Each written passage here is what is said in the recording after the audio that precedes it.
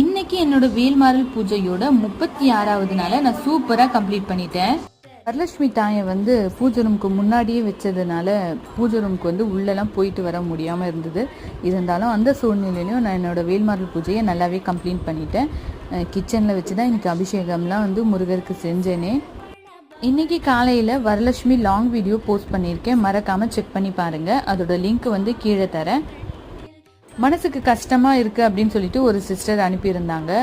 எல்லா நாளும் ஒரே நாளாக இருக்காது. ஒரு நாள் நல்ல விஷயம் நடக்கும், ஒரு நாள் கெட்ட விஷயம் நடக்கும். அதற்காக நாம் முருகரை வணங்குறத வந்து கைவிடக்கூடாது. எல்லா கடவுளையும் நாம் எப்பவுமே வணங்குற மாதிரி கஷ்டமான நேரத்துலையும் சந்தோஷமான நேரத்துலையும் வணங்கிட்டு அவங்கள தினமும் நினச்சிட்டு இருந்தாலே எல்லா கஷ்டமும் வந்து பனி போல விலகிடும்.